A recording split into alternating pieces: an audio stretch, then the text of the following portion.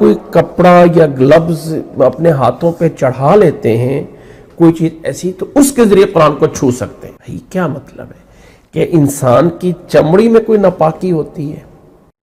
یہاں پہ ان آیات پہ ایک مسئلہ ہے جو ہمیں سمجھنا ہے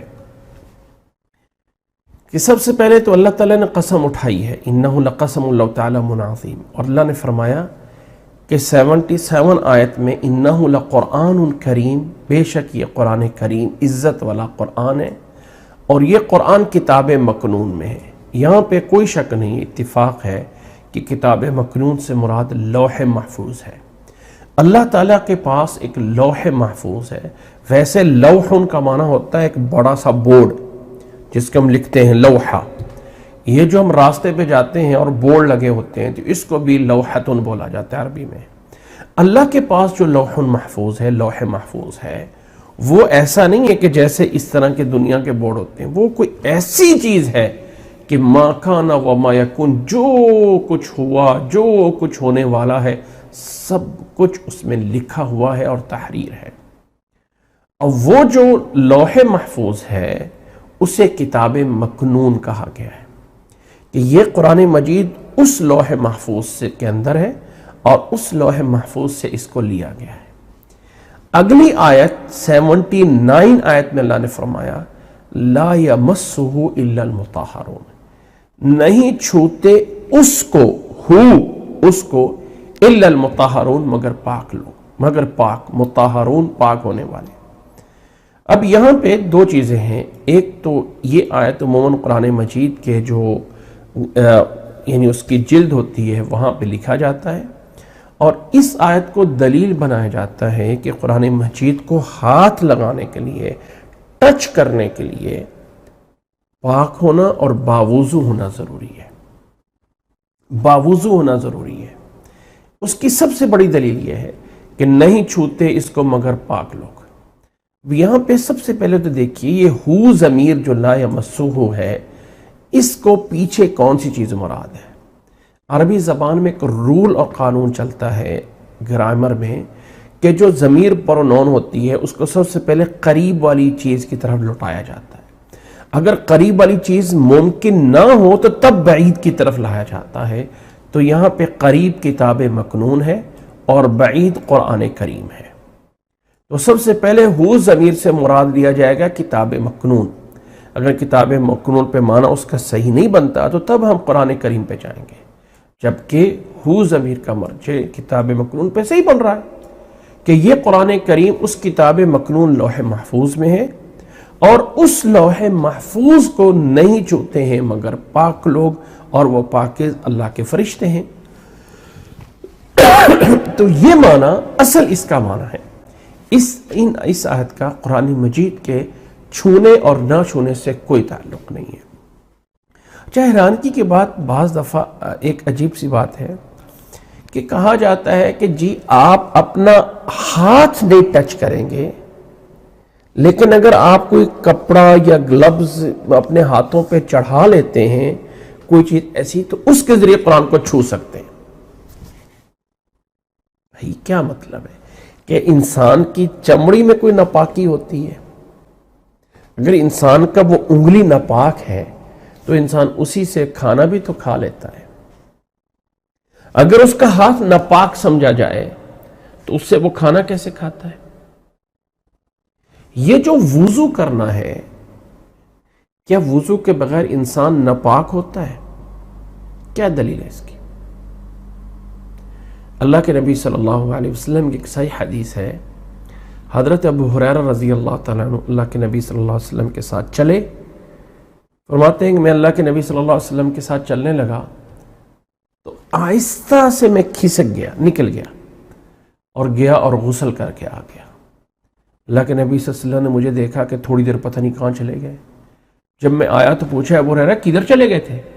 فرمایا اللہ کے نبی صلی اللہ علیہ وسلم مجھے نہانے کی ضرورت تھی تو میں نہانے چلا گیا، میں نے نہ پسند کیا کہ آپ کے ساتھ میں اس حالت میں چلوں کہ مجھے نہانے کی ضرورت ہو۔ اب صلی اللہ نے فرمایا کہ اے ابو ہریرہ ان المؤمن لا ینجس، کہ اے ابو ہریرہ مومن کبھی نجس نہیں ہوتا۔ انسان مومن جو ہے وہ کبھی نجس نہیں ہوتا، ناپاک نہیں ہوتا۔ وہ جو نہانے کی ضرورت ہے یا وضو کرنے کی ضرورت ہے، اس کو معنوی یعنی عبادت کے طور پہ کہا جاتا ہے کہ بغیر وضو کے، بغیر نہانے کے آپ یہ کام نہیں کر سکتے ہیں۔ وہ جو نہانا یا وضو کرنا ہوتا ہے اس کو معنوی نجاست کہا جاتا ہے۔ اصل میں وہ نجاست ہوتی نہیں ہے، لیکن وہ ایک عبادت ہے، اس کو پورا کر کے پھر نماز پڑھنی ہے۔ لیکن یہ کہنا کہ وضو کے بغیر انسان ناپاک ہے، ایسا نہیں ہے، ایسا نہیں ہے۔ اچھا، اس سے آگے بڑھ کے ایک اور بات سن لیجئے۔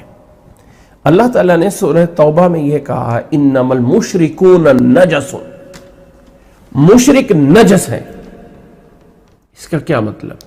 کہ اگر آپ کا ہاتھ، میرا ہاتھ کسی مشرک کے ہاتھ کے ساتھ یوں ٹچ ہو گیا تو میرا ہاتھ ناپاک ہو جائے گا، چاہے میرا ہاتھ گیلا ہے اور میں نے اپنے گیلے ہاتھ سے کسی مشرک کو ہاتھ لگا دیا تو میرا ہاتھ ناپاک ہو جائے گا؟ نہیں، فزیکل ناپاک نہیں ہوگا۔ وہ جو مشرک کو نجس کہا گیا ہے اس کی معنوی نجاست ہے، وہ اس کے عقیدے کی نجاست ہے۔ اس لیے کہ اللہ کے نبی صلی اللہ علیہ وسلم نے یہودیوں کی دعوت قبول کی ہے۔ کسی کافروں سے اگر کھانا، ان کا ہاتھوں سے پکا ہوا کھانا اگر کھایا جائے تو کیا اس میں ان کی ناپاکی نہیں لگی ہوگی؟ اللہ کے نبی صلی اللہ علیہ وسلم نے دعوت قبول کی، کھانا کھایا ہے، ان سے لین دین کیا ہے کھانے کی چیزیں، اگر ان کی کھانے کی چیزوں کو ہاتھ لگ گیا تو پھر تو ساری چیزیں ناپاک ہوتی، لیکن ایسا نہیں ہے۔ تو یاد رکھ لیں، مومن مرد اور عورت کبھی ناپاک نہیں ہوتے۔ نسائی کے اندر حضرت عائشہ رضی اللہ تعالیٰ کی روایت ہے، اللہ کے نبی صلی اللہ علیہ وسلم نے فرمایا کہ اے عائشہ ناولنی حسیرہ، کہ یہ جو چٹائی ہے، جیسے آپ چل کے لیں جائے نماز ہے، یہ مسجد میں پڑا ہوا ہے، مجھے اٹھا دیجیے۔ اللہ کے نبی صلی اللہ علیہ وسلم کے گھر کا دروازہ مسجد کی طرف کھلتے تھے، فرمایا مجھے اٹھا دیجیے۔ حضرت عائشہ نے کہا کہ میں تو حائضہ ہوں، مجھے تو مخصوص ایام اور مینسز ہوئے ہیں، میں کیسے جا کے اس کو اٹھا کے لاؤں؟ آپ صلی اللہ علیہ وسلم نے فرمایا ان حیضتک لیست فی یدیک، تیرا حیض جو ہے وہ تیرے ہاتھ میں نہیں ہے، جاؤ جا کے ناولنی حسیرہ، وہ مجھے اٹھا کے دے۔ حضرت عائشہ مسجد سے وہ چٹائی اٹھا کے، وہ چادر، وہ چٹائی جس کو وہ حسیرہ ویسے بولتے ہیں، نیچے بچھانے والی، جائے نماز ہو یا کوئی چٹائی ہو یا کوئی بھی چیز ہو، وہ اٹھا کے اللہ کے نبی صلی اللہ علیہ وسلم کے پاس گھر میں لاتی ہے۔ اس کا کیا مطلب؟ وہ تو ناپاک تھیں، انہوں نے مسجد میں کیسے چلی گئیں، ہاتھ کیسے لگا لیا؟ اس میں کوئی شک نہیں کہ ادب کا تقاضا یہ ہے کہ انسان 24 گھنٹے باوضو رہے، 24 گھنٹے باوضو رہے۔ جیسے ایک ہوتا ہے نا، ایک ہوتا ہے تقوی اور ایک ہوتا ہے فتویٰ۔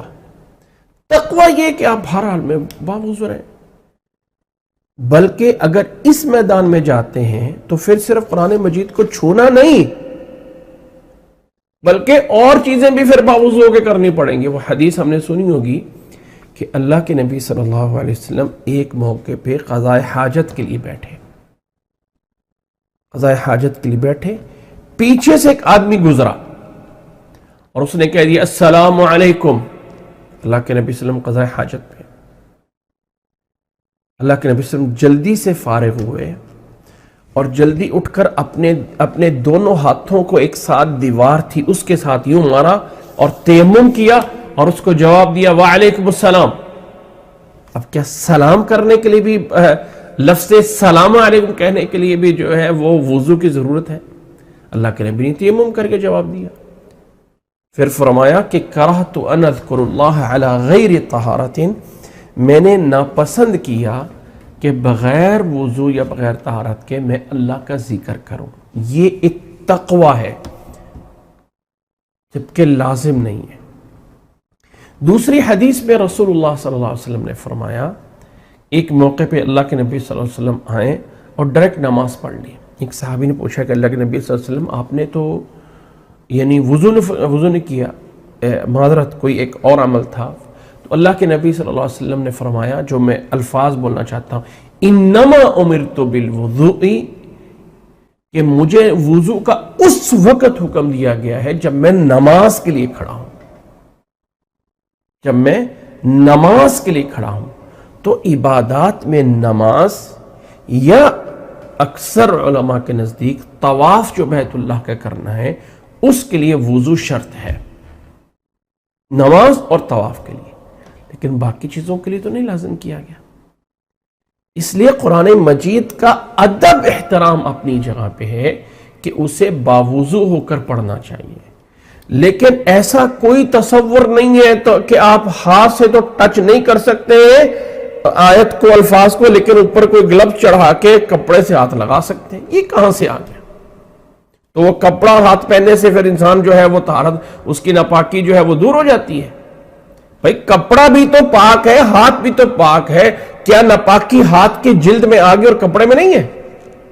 اگر کپڑا پاک ہے تو انگلی بھی پاک ہے، اسی انگلی سے میں کھانا بھی کھا لیتا ہوں، جبکہ کپڑا ڈبو کے منہ میں نہیں ڈالوں گا۔ اس لیے سمجھنا چاہیے کہ لا یمسہ الا المطہرون کی آیت سورۃ واقعہ کی 79 نمبر آیت، اس کا قرآن مجید کو چھونے اور نہ چھونے سے تعلق نہیں ہے، یہ آیت لوح محفوظ کے بارے میں ہے۔ اللہ کے نبی صلی اللہ علیہ وسلم سے کوئی صحیح حدیث موجود نہیں ہے کہ جس میں منع کیا گیا ہو۔ اب یہاں پہ ممانت یعنی چھونے سے روکنا یہ ایک نئی چیز ہے، اس کو جو ہے وہ حرام ناجائز کیا جا رہا ہے اور اس کو عبادت بنایا جا رہا ہے، تو اس کی دلیل چاہیے۔